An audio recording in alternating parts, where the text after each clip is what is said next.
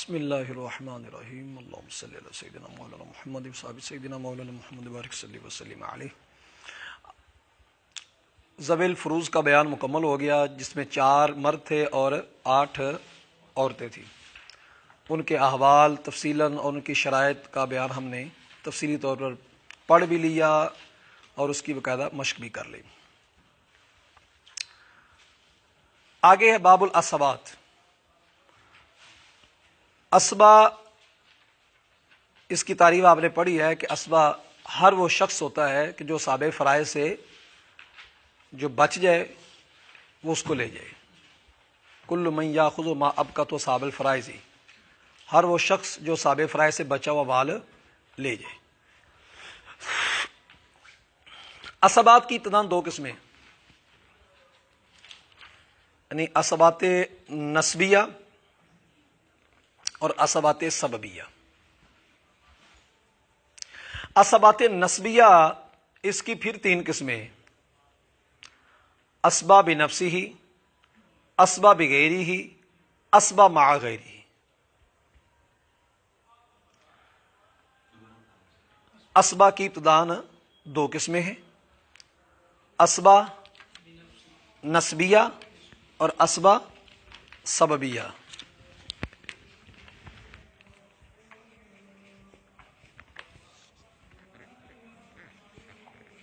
اسبا نسبیہ اور اسبا سببیہ۔ اسبا نسبیہ کی آگے پھر 3 قسمیں،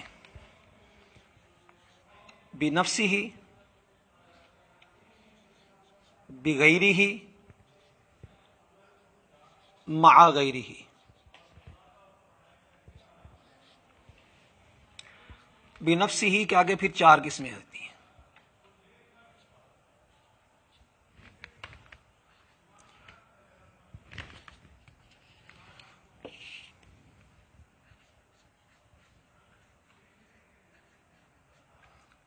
جزء میت، اصل میت، جزء اب المیت اور جزء جد المیت۔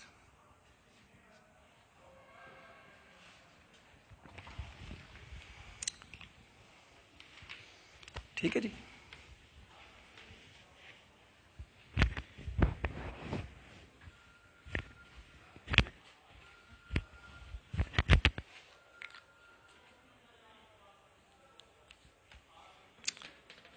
اسبا کی 2 قسمیں ہیں، اسبا سببیہ، پھر اس کے بعد اسبا نسبیہ کی 3 قسمیں آتی ہیں، اسبا بغیرہ، مع غیرہ۔ پھر اسبا بنفسہ کے آگے 4 قسمیں آتی ہیں، جزء میت، اصل میت، جزء اب المیت اور جزء جد المیت۔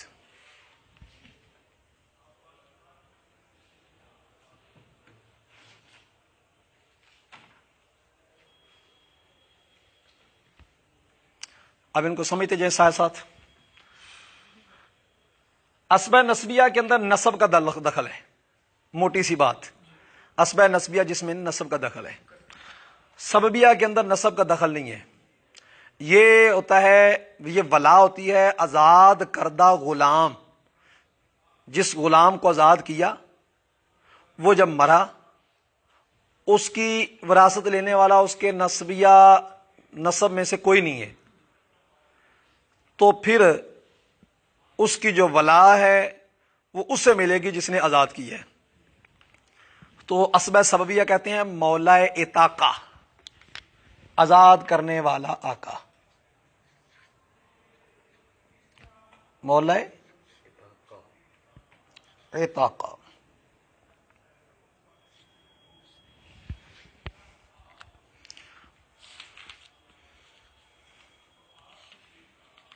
بات سمجھ آ گئی جی؟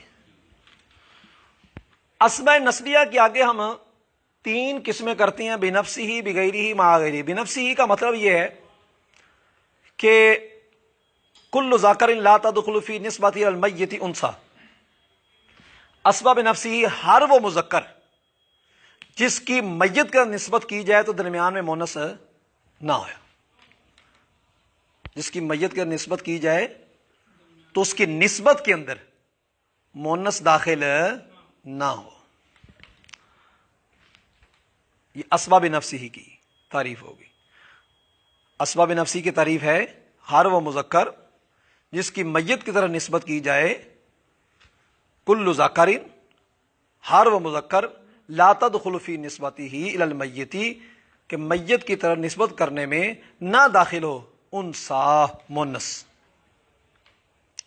اب دیکھیں 4 اس کی آگے قسمیں۔ جزء میت کا مطلب ہے میت کا بیٹا، میت کا بیٹا، مونس نہیں، یعنی آپ اس میں بیٹی نہیں لے سکتے۔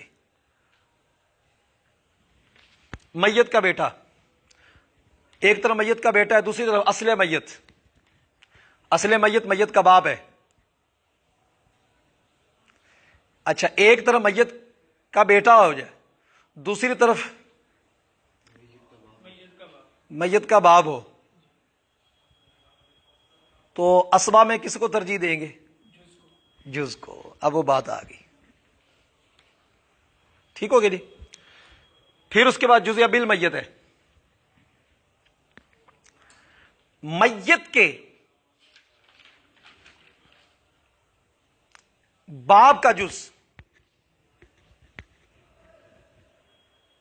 میت کے باپ کا جز، جو میت کے باپ کا جز ہوا وہ اس میت کے کیا لگے؟ بھائی۔ اخیافی تو بہر صورت وہ ذوی الفروض ہے، ان کی تو بات ہی لدا کر دی نا۔ یہ بات حقیقی بھائی کے بارے میں جاری ہے۔ پھر آگے حقیقی بھائی آ جاتا ہے، پھر اس کی اللاتی بھائی بھی آ جاتا ہے، اس کی بات آگے آتی ہے کہ پھر اس میں سے ترجیح حقیقی کو ہوگی۔ جزء جد المیت، ابھی تک یہ سمجھیں کہ جزء بالمیت ہے کون؟ بھائی حقیقی۔ جزء جد المیت کے اندر کون آئے گا؟ میت کے دادے کی جز، میت کے وہ کیا لگے؟ اعمام، چاچے۔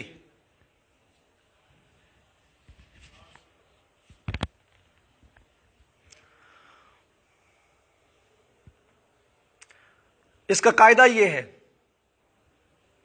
الاقرب فالاقرب، جو قریبی ہوگا اسے ترجیح دی جائے گی بنفس۔ یہ سبھی کے اعتبار سے جو قاعدہ آئے گا تو بھی اس کے ساتھ بھی تقریباً یہی ملتا ہے، لیکن اس والے سے یہ بات واضح کر رہے ہیں کہ الاقرب فالاقرب، جو زیادہ قریبی ہوگا اسے زیادہ قریبی کے طور پر مل جائے گا۔ یرجحون بقرب الدرجات، قرب درجہ کی وجہ سے ترجیح ہوگی۔ یعنی اب مطلب کیا ہے؟ وراثت میں زیادہ حقدار ہوگا جزء المیتی، یہ جو ترتیب بتائی اسی ترتیب سے، میت کا جو زیادہ حقدار ہے یعنی بیٹے، ثم بنوہم، پھر ان بیٹوں کے بیٹے، وَإِن سَفَلُوا، پھر نیچے تک، جہاں تک بیٹے ہیں وہ وراثت کے حقدار زیادہ ہے۔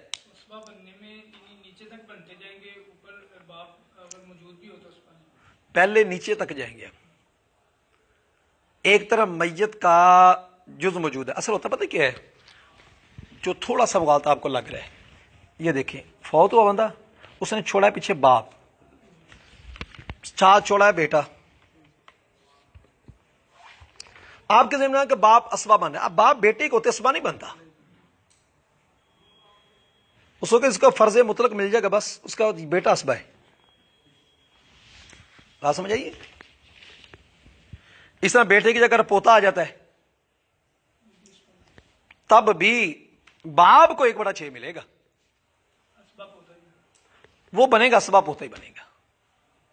وہ الگ بات ہے کہ اگر پوتا آ جاتا ہے جو کہ بیٹا موجود ہے، اس واسطے یہ ساکت ہو جائے گا۔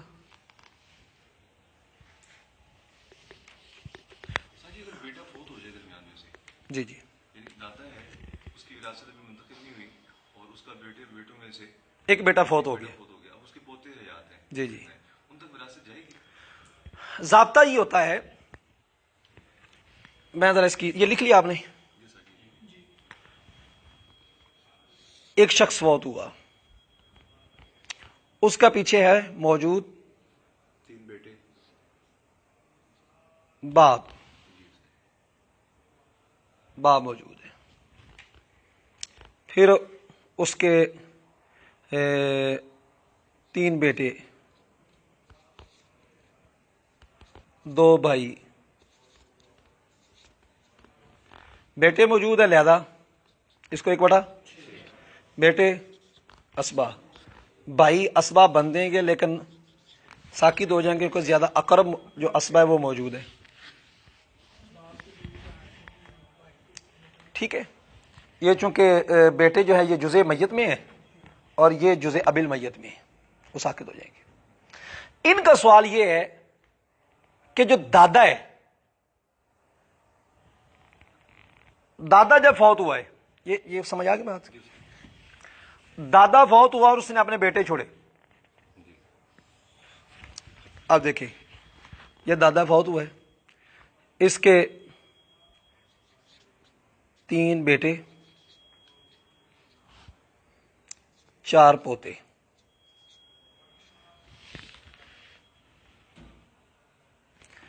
یہ بھی جزء میت ہے، یہ بھی جزء میت ہے. ان میں میت کے اقرب کون ہے؟ تو الاقرب فالاقرب کے قاعدے کے تحت یہ بیٹے اسوا بن جائیں گے، یہ ساکت ہو جائیں گے. اگر یہ میت کے پہلے 4 بیٹے تھے، ایک میت سے پہلے ہی فوت ہو گیا، میت کے فوت ہونے سے پہلے ہی فوت ہو گیا، تو اس کی اولاد بھی تھی، یہ سمجھ لو وہی اولاد ہے. ان کو نہیں ملے گا؟ اس کو بھی نہیں ملے گا. آپ کے کہنے کا مقصد یہ ہے کہ ایک بیٹا درمیان میں فوت ہو گیا، فوت ہو گیا. ابھی دادا ابو زندہ ہی تھے، جی. تو اس کا بیٹا فوت ہو گیا، آگے اس کی فوت شدہ بیٹے کی اولاد آگے موجود ہے، تو نہیں ملتے گا، ضابطے کے تحت نہیں ملے گا. کیونکہ آپ نے ایک شرائط میراث کے اندر ایک شرط پڑھی ہے. وراثت کی کتنی شرطیں پڑھی آپ نے؟ 3 شرطیں پڑھی نا. اور اس کے اندر یہ پڑھا کہ وارث کا مورث کی موت کی وقت زندہ ہونا.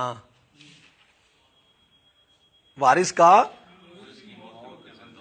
زندہ ہونا، وہ چاہے حقیقتاً تو واضح ہے، چاہے تقدیراً کیوں نہ ہو. تو یہ یہاں پر جو بیٹا فوت ہو گیا ہے وہ بیٹا اپنے باپ سے پہلے فوت ہوا ہے، یعنی بچوں کے دادے سے پہلے فوت ہو گیا ہے.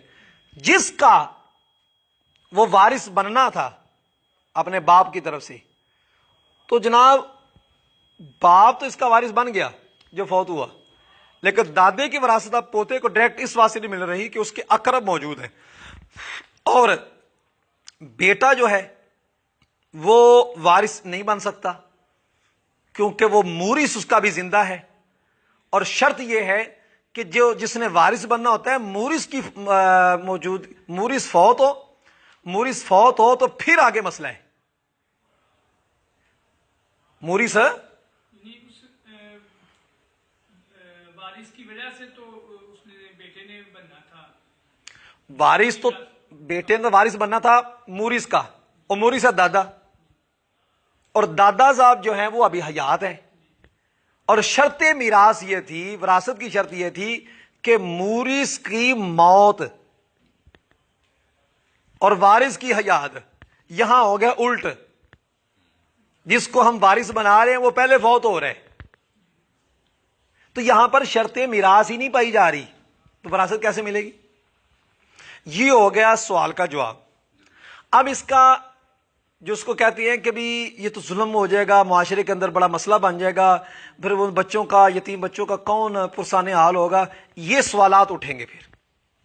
ٹھیک ہے، ہم کہتے ہیں کہ اس کے بارے میں شریعت مطہرہ نے جو ایک اخلاقی اقدار واضح کی ہیں اس کو پیش نظر رکھنا پڑے گا. اخلاقی اقدار کیا ہے؟ جو شخص فوت ہوا ہے اس کی جو پیچھے اولاد ہے، بیوی اور اولاد، جو بندے نے خود کمایا وہ تو اس کو مل ہی جائے گا، لیکن اب حق بنتا ہے کہ دادا اپنی زندگی کے اندر ان بچوں کے نام کوئی جائیداد ہبہ کر دے، کوئی پراپرٹی ہبہ کر دے، تاکہ ان کو فی الفور فائدہ حاصل ہونا شروع ہو جائے، یہ سارا کچھ اخلاقی اخلاقی اقدار میں آئے۔ اور اخلاقی اقدار یاد رکھیں، نظام معیشت ہو یا نظام یا معاملات کا کوئی بھی نظام ہو، فقہ المعاملات کے اندر اخلاقی اقدار کے اندر اخلاقی اقدار اتنی ضروری ہیں فقہ المعاملات کے لیے کہ اس کے بغیر اس کا وجود مانا ہی نہیں جا سکتا۔ یعنی آپ کہیں کہ بھی ایک بندہ مجبور ہے تو وہ سود لینا چاہتا ہے، تو اگر اس کو ادھار نہیں دیا جا رہا، مسلمان کا حق بنتا ہے کہ بھی کہ ایک مسلمان دوسرے مسلمان کے ساتھ بھلائی کرے، خیر خواہی کرے، سود کی طرف نہ آئے۔ یہ اخلاقی قدر ہے۔ نہیں پھر ہمارا نظام جو دھرم برم ہو کر رہ جائے گا، ہم جو اگر نہ سود لیں تو اللہ کے پر توکل کو چھوڑ رہے، اخلاقی قدر کو چھوڑ رہے۔ فقہ المعاملات کے اندر اخلاقی اقدار کو ایک بنیادی حیثیت حاصل ہے۔ ہم اس اخلاقی اقدار کو جب چھوڑتے ہیں تو اور اس کی ویلیو ہم سمجھتے ہیں کہ بس ایسی ہے، حالانکہ مسلمان ہونے کے ناطے اخلاقی اقدار ہمارے لیے ایک عقیدے کے بعد یعنی سب سے پہلا سٹیپ یہی ہے۔ لیکن چونکہ اس کو ہم چیز کا رکن نہیں بنا سکتے، کیونکہ وہ رکن بنانا ایک چیز کی جو اس کی ماہیت ہے، جو اس کی حقیقت ہے، اس کو ختم کرتا ہے۔ لیکن ایمان کے تقاضوں کے پیش نظر اخلاقی اقدار ہمارے لیے باہر کیا ضروری ہے۔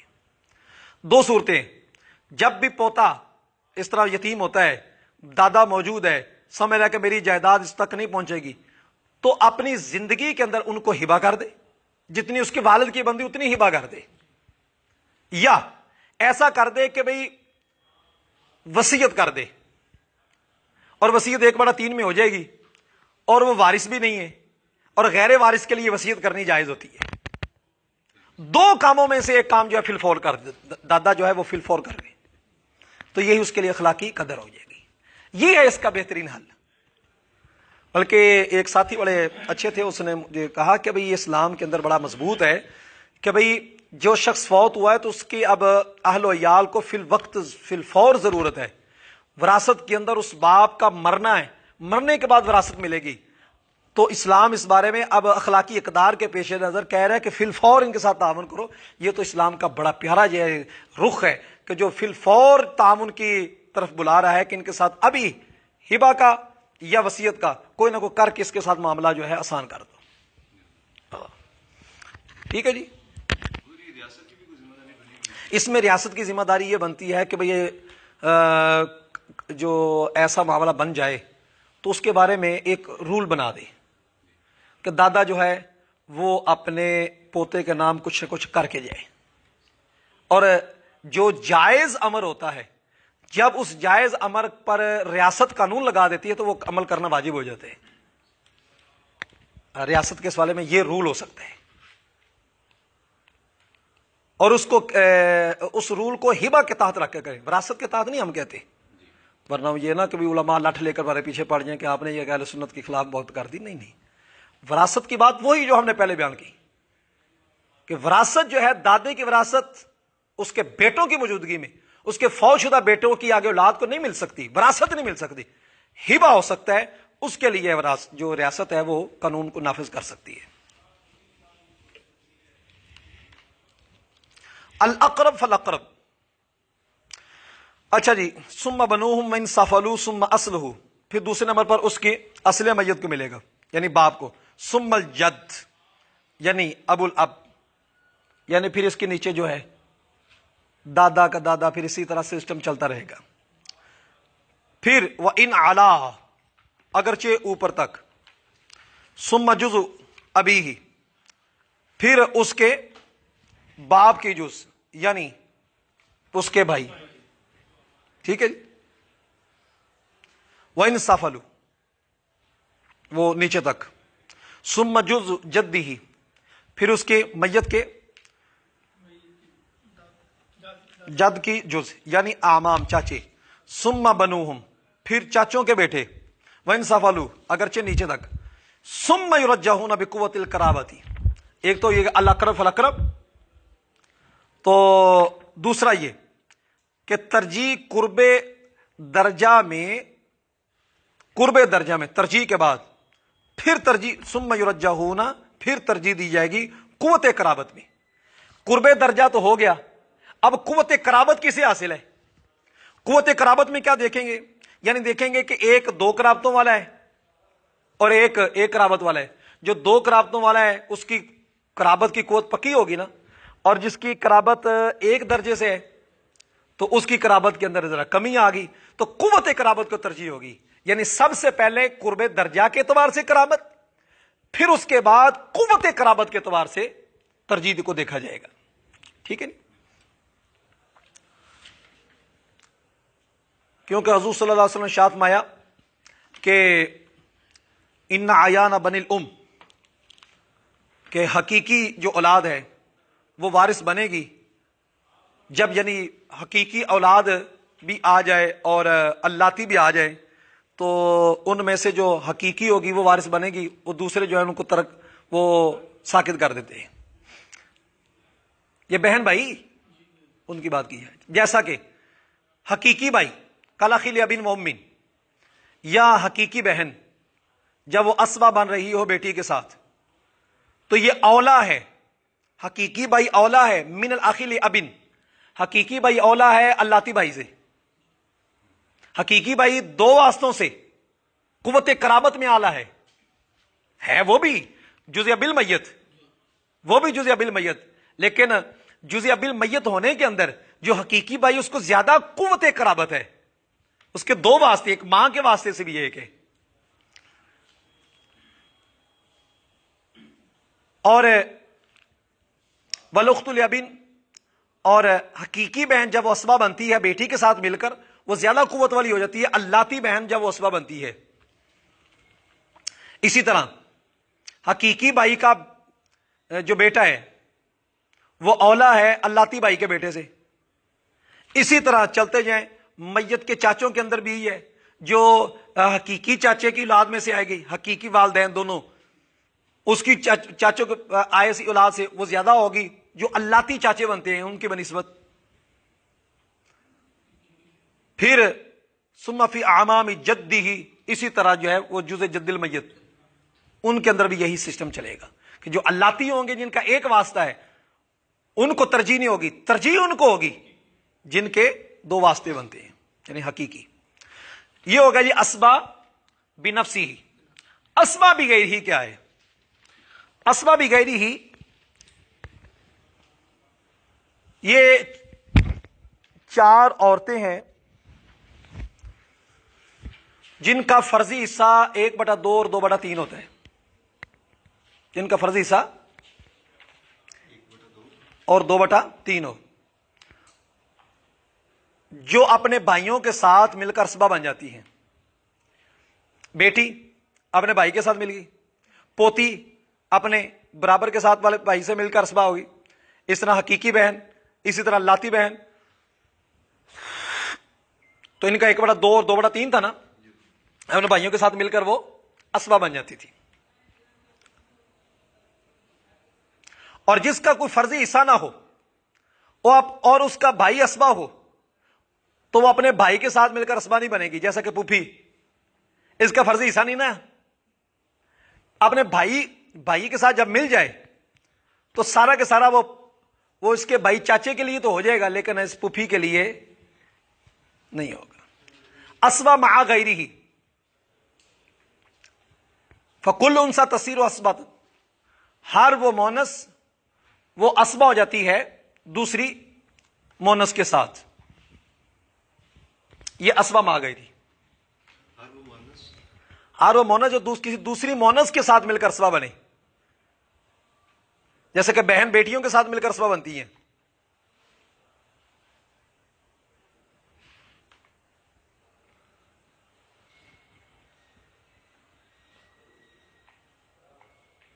ٹھیک ہے جی. میں نے اس کو نا یاد رکھنے کی ایک نشانی چھوٹی سی رکھی ہوئی ہے. اسبا بغیری اور اسبا مع غیری میں بس اوقات بھول سی ہو جاتی ہے.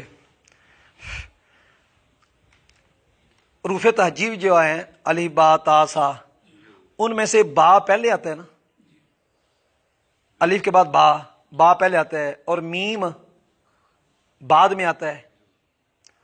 با پہلے ہے اور میم ٹھیک ہو گیا. اور آپ دوسری بات آپ یہ بھی جانتے ہیں کہ بھئی مرد وہ عورت کے بنسبت پہلے ہے. اب جو ہے نا بغیری ہی یہ با والا، اس میں مرد بھی ہوگا، یعنی بغیری ما غیری بات دونوں مونس کی چل رہی ہے، لیکن ایک مونس ایسا ہے کہ جس میں ساتھ مذکر کا بھی دخل ہے کہ مونس مذکر کے ساتھ مل کر اسبا بنتی ہے. بہن بھائی کے ساتھ مل کر اسبا بنتی ہے، یہ ہوگی بغیری ہی. اور مع غیری کیونکہ میم بعد میں آتا ہے اور عورت کا مقام بھی اخروہن حیث اخرہن اللہ، تو اس اعتبار سے مع غیری ہی کہ عورت کو عورت کے ساتھ اسبا ہو، جب عورت عورت کے ساتھ اسبا ہو تو وہ بعد میں مع غیری ہی. یہ ایک نشانی ہے یاد رکھنے کے لیے. بس اوقات پتہ نہیں سمجھتا ہے بندہ بغیری ہی میں عورتوں کے ساتھ اسبا بنتی ہے کہ مع غیری کے اندر اسبا عورتوں کے ساتھ مل کر اسبا بنتی ہے، تو یہ فوراً یاد کر لے کہ بغیری با پہلے ہے تو اس کے اندر مرد ہے. ویسے اختراعی ہے، بعد میں تیار کی گئی، لیکن یاد رکھنے کے لیے ایک نشانی ہے. یہ میں نے کہیں کو پڑھا لکھا نہیں ہے، ویسے اپنے یاد رکھنے کے لیے.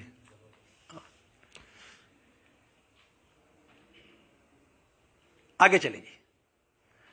اور اسبا مع غیری ہر وہ مونس جو اپنی دوسری مونس کے ساتھ اسبا بن جاتی، جیسا کہ بہن بیٹی کے ساتھ نماز کرنا، وہ جو ہم نے پہلے بیان کر لیا. آخری اسبا مولا طاقہ ہے، ویسے اس کا بیان کرنے کی ضرورت نہیں ہے اس دور میں کہ بھئی اسبا مولا طاقہ ہے، لیکن پھر بھی میں اس کا ترجمہ یہ کر دیتا ہوں.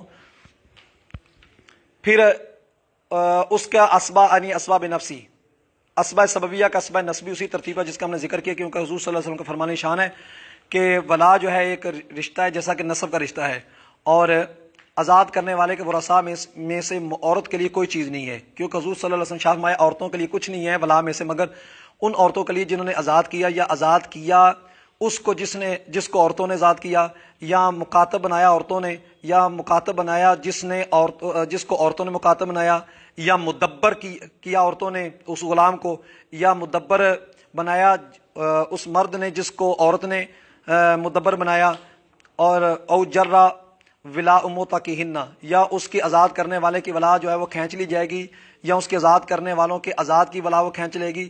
اور اگر چھوڑا موتی کے والد نے اور اگر چھوڑا اس نے موتی کے باپ اور اس کے بیٹے کو، تو امام ابو یوسف رحمۃ اللہ فرماتے ہیں کہ ولا کا چھٹا ہوگا باپ کے لیے، باقی بیٹے کے لیے. طرفین کے نزدیک ولا ساری کی ساری بیٹے کے لیے ہوگی، باپ کے لیے کوئی چیز نہیں ہوگی. اور اگر آزاد کرنے والے کے بیٹے نے چھوڑ دیا، اس کے دادا نے اور اس نے اس کے دادا کو چھوڑا، تو ساری ساری ولا ہوگی بیٹے کے لیے بال اتفاق.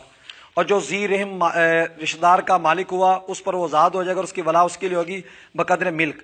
جیسا کہ 3 بیٹیاں ہیں، بڑی کے 30 دینار ہیں، چھوٹی کے 20 دینار ہیں، دونوں نے اپنے باپ کو 50 درہم کے اندر جو خریدا، پھر وہ باپ جو مر گیا تو اس نے کچھ چیز چھوڑی، تو 2/3 جو ہوگا ان کے درمیان فرضی حصے کے مطابق تقسیم ہو جائے گا، اور باقی باپ کو خریدنے والوں کے درمیان تقسیم ہوگا 5 حصوں کے درمیان بطور ولا.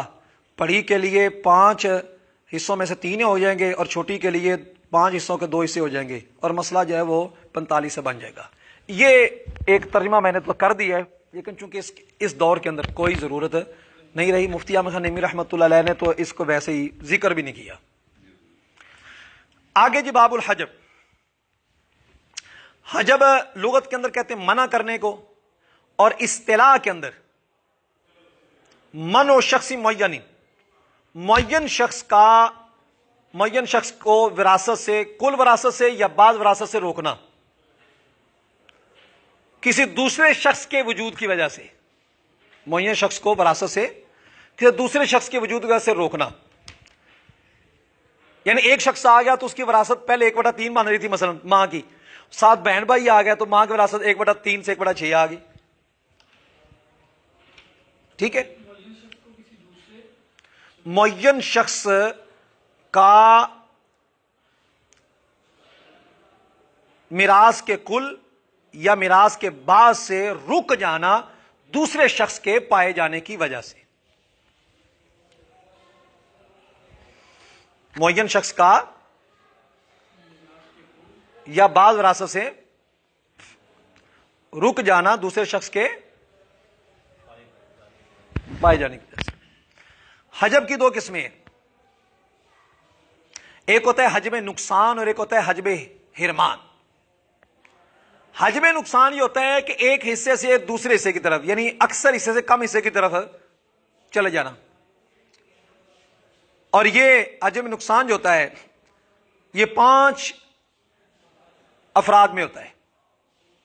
ज़ौजैन, मियां बीवी, औलाद आ जाए तो बीवी का हिस्सा 1/4 से 1/8, औलाद ना हो तो 1/8 से 1/4, खामद का औलाद हो तो 1/2 से 1/4 चला जाता है। मां औलाद हो तो 1/3 से 1/6 चला जाता है। बेटी पोती हकीकी साथ बहन आ जाए तो 1/2 से 1/6 चला जाता है। वल उख्तुल अबिन इसी तरह। अल्लाती बहन, जब उसके साथ हकीकी बहन आ जाए तो इसका हिस्सा भी 1/2 से 1/6 चला जाता है। शाबाश। और इसका बयान पहले गुजर गया है। हजब हिरमान दूसरी किस्म हजब हिरमान की, और इसमें जो वारिस बनते हैं वो 2 फरीक होते हैं। एक ऐसा फरीक होता है कि जो किसी भी हालत में वो महजूब नहीं होता यकीनी तौर पर, और ये 6 अफराद है। बेटा, बाप, खामद, बेटी, मां, जोजा। ये ऐसा तबका है किसी भी हालत में ये विरासत से महरूम नहीं होता। ठीक है जी।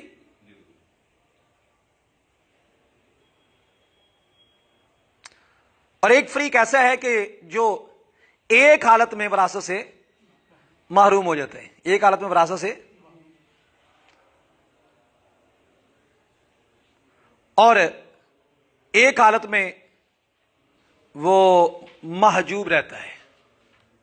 महजूब और महरूम में फर्क वही कि अगर मवाने इर्स जो है विरासत से रोकने वाले जो मवाने, अगर मवाने इर्स में से कोई पाया गया माने तो उससे बंदा महरूम होता है, और अगर मवाने इर्स में से कोई ना पाया गया बल्कि किसी के आने की वजह से हो गया तो उसे हम महजूब कहते हैं। ठीक है जी। तो एक हालत में महजूब हो जाता है, और इसकी बुनियाद 2 कायदों पर है। वो ये है कि जिस मैयत की तरफ जिसकी निस्बत की जाए किसी शख्स के साथ, तो उस शख्स की मौजूदगी में यह वारिस नहीं बनेगा। यानी वास्ता के होते हुए जुल वास्ता वारिस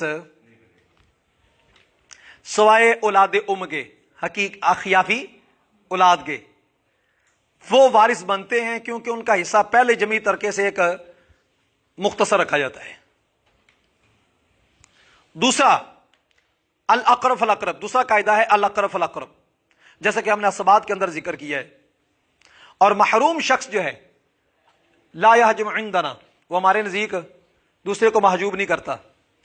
और हज़रत अब्दुल्लाह बिन मसूद रजी अल्लाह फरमाते हैं कि जो हजब नुकसान पर है, जैसा कि काफिर है, कातिल है, रकीक है, तो ये जो है हजब हिरमान नहीं करेंगे, हजब नुकसान कर लेंगे। लेकिन राजे कौल वही है कि महरूम जो होता है ना खुद, वो किसी दूसरे को महजूब नहीं करता। इसकी एक सूरत देख ले तो बात वाज़ी हो जाएगी। ये देखिए, मैयत है तो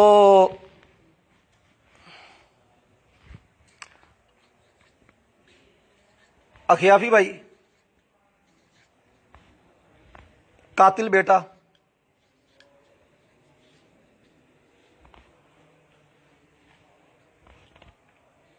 मां। अब अखियाफी भाई चूंकि एक है, बेटे को होते हुए वो हो तो साकित जाता है, बेटे को होते साकित होना चाहिए, لیکن وہ محروم ہے چونکہ قاتل ہے، میت کا قاتل ہو، میت کا قاتل ہے نا. قاتل کا لفظ جب بھی بولا یار اس کا مطلب ہے تعلق میت کے ساتھ ہے. تو اس واسطے اس کو کتنا ملے گا؟ 1 ہے تو 1/6. یہ اب سین نے لکھے گا، محروم لکھیں گے. ماں کو 1 کیونکہ بیٹے کی موجودگی میں 1/6 ملنا چاہیے تھا، لیکن یہ چونکہ محروم ہے اس واسطے اب ماں کو محجوب نہیں کرے گا، اس کا 1/3 رہے گا. ٹھیک ہے. ایک زیادہ خاصہ ماں نے اکسایا بیٹے کو قتل کے لیے پھر اکسانے پر والے پر نہیں ہوتا، یہ آپ نے اسامی میں پڑھیں گے. اسباب میں جو ہوتا ہے نا معنی علت ہو، سبب فیہ معنی علت جو ہوتا ہے نا، اس کی طرح اس کی نسبت حکم کی ہوتی ہے. یہ پوری بحث ہے وہاں پر، ایسے تو نہیں ہے. اکسانے والا کو اس کے بارے میں کیا حکم ہے، رہنمائی کرنے والے کے بارے میں کیا حکم ہے، باقاعدہ اسلحہ پکڑانے والے کے بارے میں کیا حکم ہے، ہر امر پر بحث ہے.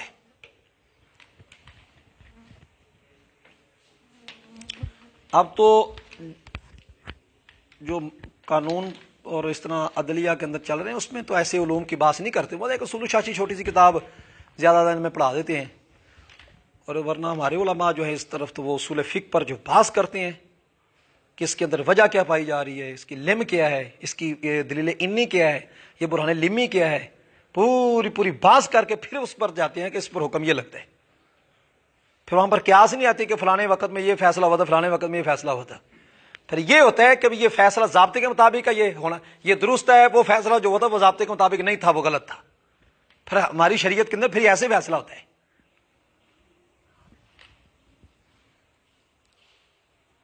اور محجوب وہ دونوں صورتوں میں بالاتفاق وہ یعنی حضرت عبداللہ بن مسعود ہمارے جو حجب حرمان پر جو محجوب ہے وہ حاجب بنے گا، جیسا کہ 2 بھائی آ گئے وہ کسی بھی جیسے ہوں تو وہ باپ کے ساتھ وارث نہیں بنیں گے، لیکن وہ ماں کو محجوب کر دیں گے.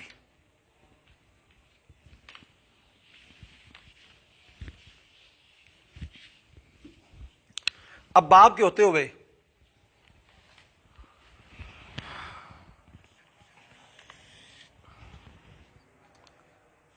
یہ خیافی بھائی لے لو، 2 خیافی بھائی.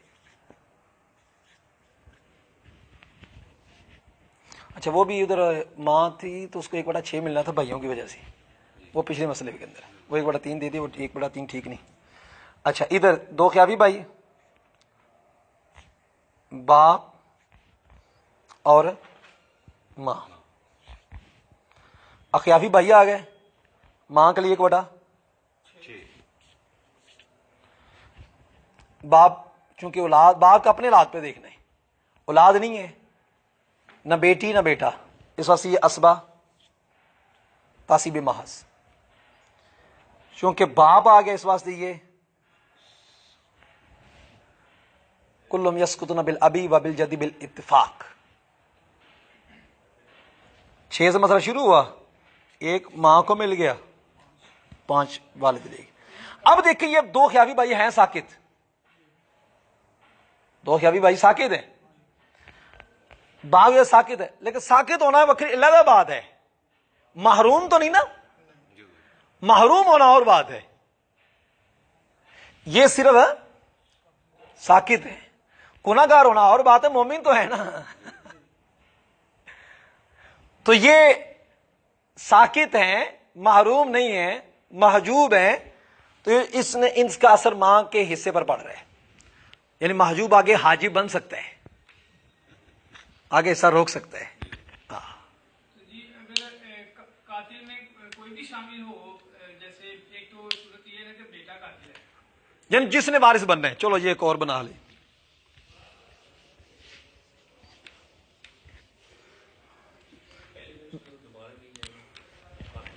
جی دوبارہ کر دیتے ہیں. کیا تھی؟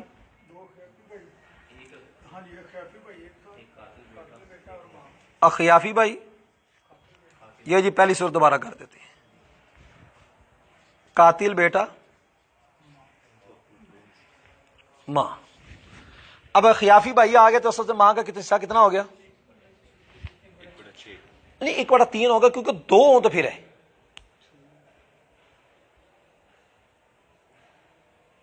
وہ اگر 2 لکھا تھا نا پہلے تو پھر 1/6 آئے گا. وہ پھر ٹھیک ہے. اگر وہ 2 نہیں لکھے تھے، 1 ہی لکھا تھا تو پھر تو ٹھیک تھا. فَإِنْ كَانَ الْإِخْوَةٌ فَلِهُمُ السُّدُسُ، کم از کم 2. اب یہاں پر اگر آپ 2 بناتے ہیں، مثلا 2 کر لیں تاکہ صورت بدل جائے، تو ماں کے لیے 1/6 آ گیا. قاتل بیٹا ہے، یہ محروم ہے، اور اس کو اب 1/3 آ جائے گا، کیونکہ 1 سے زیادہ ہو گیا نا، یہ محروم ہے. بات سمجھ آ گئی؟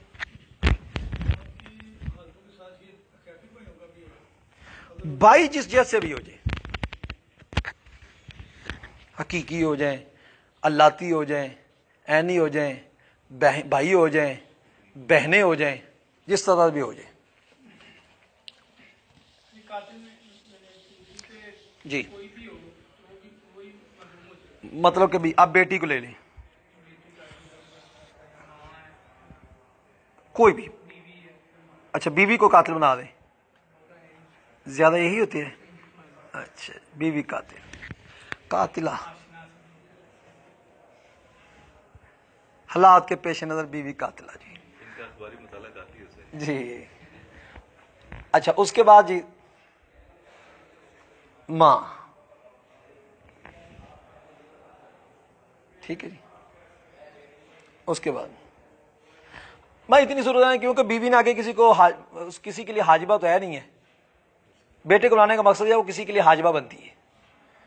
اچھا جی بیوی قاتلہ ہے تو اس کے لیے یہ محروم ہے. ماں کو اولاد نہیں تو 1/3 مل جائے گا. بیٹا یہ پکا قاعدہ ہے کہ قاتل کوئی بھی ہو. آپ کل سے کچھ کام کا بندوبست کرتے ہیں ہم. وہ قاتل سے مراد ذہن میں جاتا ہے کہ ہر قاتل، وہ میت کا قاتل ہے، اس کی بات ہو رہی نہیں. اب بات میت کے قاتل کی ہو رہی ہے، ہر قاتل کی نہیں ہو رہی. اپنے مورث کا جو قاتل ہے، قاتل تو میت کی ہی ہوگا، مراد یہ ہے کہ مورث کا قاتل ہے. مطلب کہ بھائی اب بیٹی قاتلہ نکلی.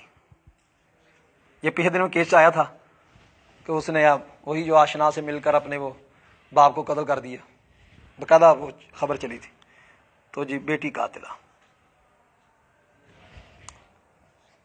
ماں، باپ. اب اولاد کی موجودگی میں دیکھو بیٹی بھی ہے باپ بھی ہے تو قتل کیسے کیا ہوگا، ہے نا سوچنے والی بات. میت کے باپ کی بات یہ چل رہی ہے، ٹھیک ہے. ہاں تو اولاد کی موجودگی میں باپ کو 1/6، یہ محروم ہے. ورنہ ماں کا حصہ 1/3 1/6 ہونا چاہیے تھا اولاد کی موجودگی میں، لیکن اب کتنا ہوگا؟ 1/3 ہوگا. باپ اسبا، مسئلہ 3 سے شروع، 1 ماں کو 2. سمجھ آ گئی؟ آگے جی یہ بات بتا رہے ہیں کہ فرضی حصوں کو جب آپ صورت مسئلہ بنائیں تو مخرج مسئلہ کیسے بنائیں گے، مسئلے کا مخرج کیسے بنائیں گے. اس کے لیے ہم نے ابھی تک یہ سارا جتنا وہ یہی طریقے پر کرتے آ رہے ہیں کہ بھی مخرج مسئلہ کیسے بنانا ہے. میں نے آپ کو اس بارے میں بتایا تھا کہ ہمارے پاس 2 قسم کے گروپ ہوتے ہیں، ایک جفت کا گروپ جسے ہم کہتے ہیں اور ایک طاق کا گروپ. جفت کا گروپ یہ آ جاتا ہے 1/2 1/4 1/8. طاق کا گروپ یہ جفت کا گروپ آ گیا. اور دوسرا ہمارے پاس ہے 1/6، ذرا مٹا رہا ہوں، 2/3 1/3 اور 1/، یہ ہمارے پاس طاق کا گروپ ہے. ٹھیک ہے. ضابطہ یہ ہے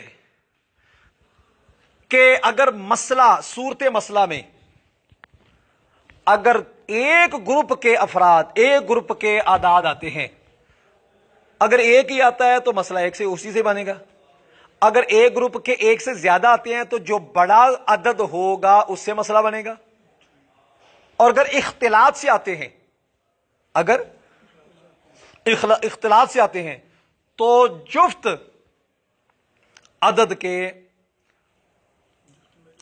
جو جفت عدد کا بڑا عدد ہوگا اگر ایک سے زیادہ ہے، یا اگر ایک ہی ہے تو جفت عدد کو 300 ضرب دے دیں گے. یہ ہم نے اس بارے میں قاعدہ طے کیا تھا. بات سمجھ آ گئی؟ ابھی تو ترجمہ دیکھ لیں. باب مخارج الفروض، تو جان کے فروض جن کا ذکر کتاب اللہ میں ہے وہ دو قسم کے ہیں. پہلا ہے نصف، ربع، سمن، یعنی 1/2، 1/4، 1/8. دوسرا ہے یعنی طاق کا گروپ 2/3، 1/3 اور 1/6. التضعیف و تنصیفی، جب مسائل میں ان فروض میں سے احاد ایک تنہا آ جائیں تو ہر فرض کا حصہ مخرج سمی ہی جو مقرر کیا گیا ہے، مگر نصف کہ وہ 2 سے ہوگا، وہی 1/2، ربع کا 4 سے، سمن کا 8 سے، جیسا کہ ربع 4 سے ہے، سمن 8 سے، اور ثلث وہ ثالثہ 3 سے مسئلہ شو ہوگا. اور جب مسنا اور جب 2 اور 3 مل جائیں اور وہ دونوں ایک ہی قسم سے ہوں، ایک ہی گروپ سے ہوں، تو ہر عدد وہ دوسرے وہ مخرج ہوگا لجزن، جو ہر عدد جو بڑا ہوگا، مطلب ہر وہ عدد جو اس جز کے لیے مخرج بن رہا ہوگا تو وہ عدد بھی اس کے دگنے کے لیے بھی مخرج بنے گا، اس جز کے دگنے کے لیے بھی مخرج بنے گا، اور اس کے دگنے کے لیے بنے گا. جیسا کہ 6 ہے، یہ سدس کا مخرج ہے، اور اس کے ضعف دگنے کے لیے بھی یہی مخرج ہے، اور اس کے دگنے کے لیے بھی. اب 1/6 کا جو دگنا ہے وہ 1/3 ہے، اس کے لیے بھی یہی مخرج ہے. اس کے دگنے یعنی 2/3، اس کے لیے بھی یہی مخرج ہے. اور جب مل جائیں ایک کا نصف اول کے نصف ثانی کے کل کے ساتھ یا بعض کے ساتھ، اور وہ فهو من 6 تو وہ 6 سے ہوگا. اور جب ربع مل جائے دوسرے کے کل یا بعض کے ساتھ تو مسئلہ مخرج مسئلہ 12 ہوگا. اور جب سمن اور جب مل جائے سمن جو ہے ثانی کے کل یا بعض کے ساتھ تو مسئلہ وہ 24 سے ہوگا. ٹھیک ہے جی. آگے آ رہے اول، اور اول کے اندر ہوگی زیادتی. کبھی مخرج مسئلہ جو ہے وہ تنگ پڑ گیا، پھر بڑھانا پڑا. ہم نے 1-2 مسئلے درمیان میں آئے تھے وہ بھی کیے بھی تھے، انشاءاللہ تعالیٰ اس کو آئندہ بیان کریں گے. سوال ہے تو اس والے سے پوچھ لیں.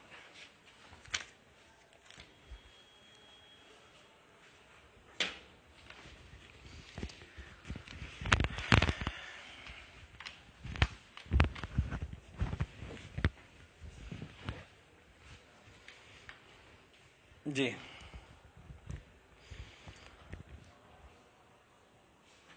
دعائی خیر کر دیجیے.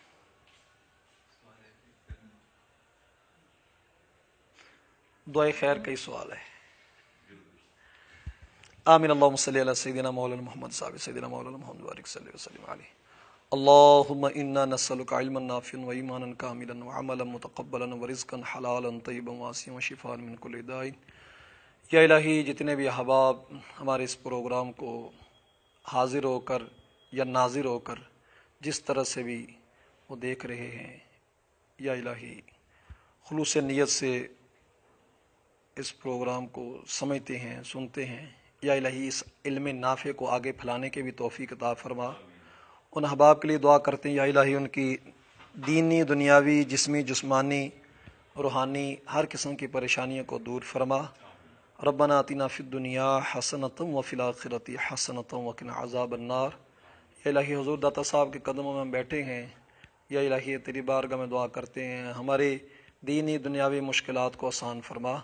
صلی اللہ تعالی علی حبیبہ سیدنا مولانا محمد صلی اللہ علیہ وسلم برحمتک یا ارحم الراحمین.